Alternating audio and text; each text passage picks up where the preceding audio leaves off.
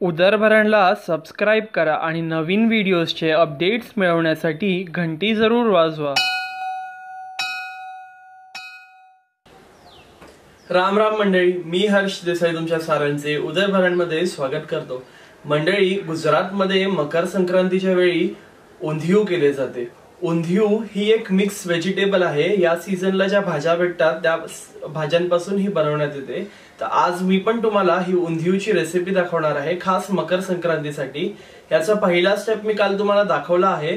तो पहिल्या स्टेप मध्ये आपण मुठ्या बनवून घेतल्यात। आता हा दुसरा स्टेप आहे, आता आपण भाज्या बनवून घेणार आहोत। चला तर मग रेसिपी व्हिडिओला सुरुवात करूया। पण त्या अगोदर उदरभरणला तुम्ही नक्की सबस्क्राईब करा आणि तुमच्या फ्रेंड्स अँड फॅमिली बरोबर माझे हे व्हिडिओ शेअर करा। उंधियू बनवण्यासाठी आपण इकडे 2 बटाट, पाव किलो सुरण, पाव किलो रताळा घेतलाय आणि मग ते स्वच्छ कापून साल वगैरे काढून पाण्यात ठेवायचं, म्हणजे ते काळा नाही पडत। पाव किलो वांगी घेतली आहेत आपण इकडे, पाव किलो कोनफळ घेतलाय, तेही साल काढून आपण पाण्यात ठेवलंय। त्यानंतर इकडे ही सुरती पापडी घेतली आहे। सुरती पापडी ही उंधियूला लागतेच। त्यानंतर आपण इकडे वालाचे दाणे घेतलेत, तुरीचे दाणे घेतलेत, ओलं खोबरं घेतलंय, गूळ घेतलाय, चवीनुसार मीठ घेतलाय, गरम मसाला घेतलाय, आलं आणि मिरचीचं वाटण घेतलंय, ओवा घेतलाय, हिंग घेतलाय, तीळ घेतलेत आणि हळद घेतलंय। आता आपण उंधियू बनवायला घेऊया। उंधियू बनवायला आपण इकडे 2 कप तेल तापवून घेतले आहे। यात आपण जे मुठ्यासाठी तळायला जे तेल वापरतात ते घेतलं तरी चालेल, त्याच्याने मस्त फ्लेवर त्याचा छान येतो। यात आता आपण 1 टेबलस्पून तीळ टाकत आहोत। त्यानंतर 2 टेबलस्पून ओवा,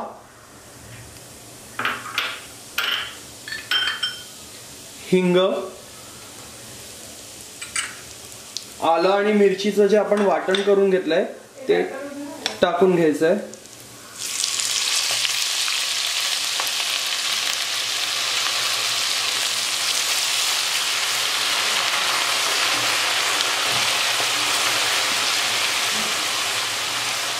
आता यात आपण हळद टाकूया। आपण इकडे 1 टेबलस्पून हळद घेतली आहे।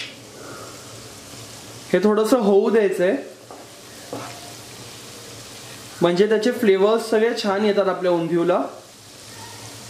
आपण वालाचे दाणे टाकायचे आहेत। आपण 1 कप वालाचे दाणे घेतले होते, 1 कप तुरीचे दाणे,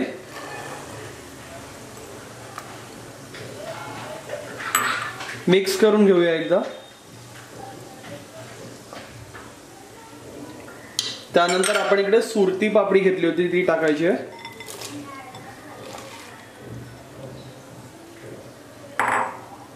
त्यानंतर कोनफळ,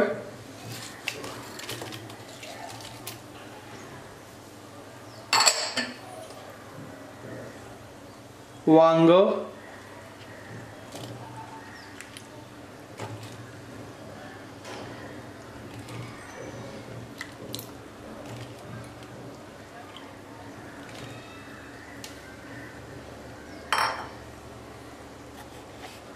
यात आता आपण सुरण, बटाटा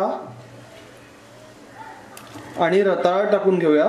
तुम्हाला जर हवं असेल तर तुम्ही यात कच्ची केळी वगैरे पण टाकू शकतात। आणि हे सगळं बेसिकली कसं आपण आवडीप्रमाणे टाकायचं असते। कोणती भाजी आपल्याला कशी आवडते त्या पद्धतीने तुम्ही टाकू शकतात, त्याचं प्रमाण कमी जास्त करू शकतात। एकदा आपण हे सगळं छानपैकी मिक्स करून घेणार आहोत। सगळा मसाला छान लागला पाहिजे।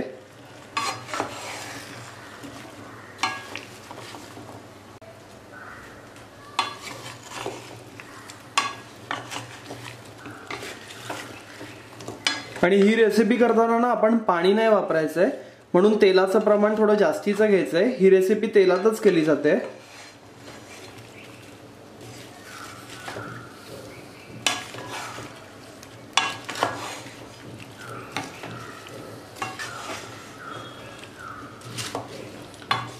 आलं आणि मिरचीचा, ओवाचा छान असा सुगंध येत आहे। पण हे छान सगळं मिक्स करून घ्यायचंय।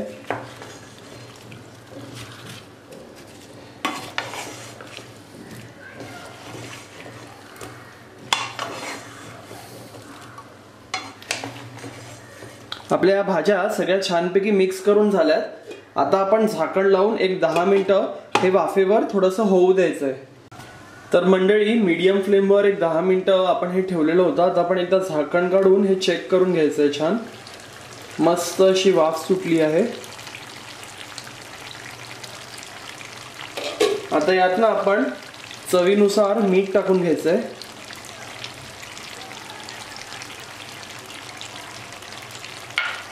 हे एकदा छान सगळं मिक्स करून घेऊया पुन्हा।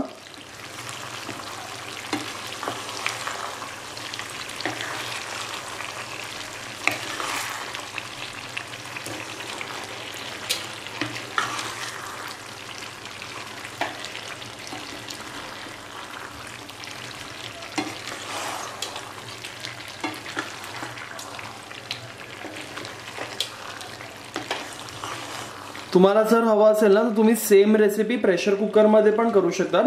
सेम स्टेप्स करायचे आणि 2 शिट्ट्या प्रेशर कुकर मध्ये छान घ्यायच्या। आणि आपण जे पण काही इंग्रेडिएंट्स वापरले आहेत ते तुम्हाला खालती डिस्क्रिप्शन बॉक्स मध्ये दिसतील। पुन्हा आपण एक 10 मिनिटं हे छान वाफ घ्यायला ठेवणार आहोत। एक 5 मिनिटं झाली की आपण चेक करून घ्यायचं आणि मीडियम फ्लेमवर ठेवायचं हे आपण। तर म्हणजे एक 5 मिनिटं झालेली आहे। आपली भाजी इकडे छानपैकी आपलं जे उंधियू आहे ते छानपैकी झालेलं दिसतंय। यात आता आपण गूळ टाकून घ्यायचंय। त्याचबरोबर ओलं खोबरं, खवलेलं ओलं खोबरं आहे आपलं हे।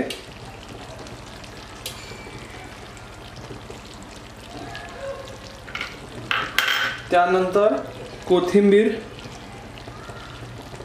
कोथिंबीरीमुळे स्वाद खूप सुंदर येतो।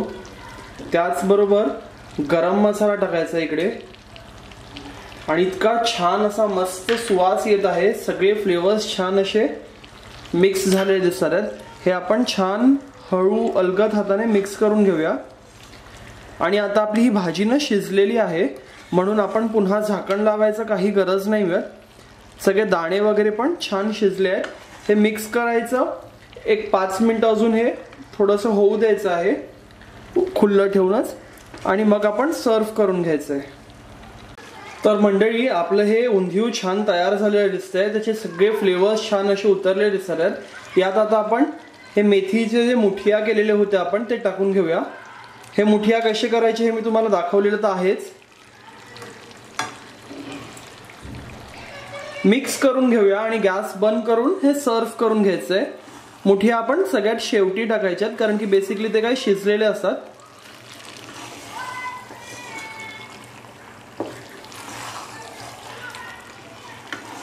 अलगद हाताने हे छान सगळं मिक्स करून घेतलेलं आहे। आता आपण हे सर्व करून घेणार। तर मंडळी आपलं हे ऑथेंटिक गुजराती स्टाईल उंधियू तयार झालं आहे। ही रेसिपी तुम्हाला कशी वाटली हे खाली कॉमेंट बॉक्स मध्ये मला नक्की कळवा आणि या मकर संक्रांतीला तुम्ही हे उंधियू नक्की बनवा। माझ्या व्हिडिओजला लाईक जरूर करायचं आहे, तुम्हाला तुमच्या फ्रेंड्स अँड फॅमिली बरोबर शेअर करायचे आहे आणि असेच काही मस्त मस्त चमचमीत झटपट बनणारे रेसिपीज पाहत राहण्यासाठी उदर बरंडा सबस्क्राईब जरूर करायचंय।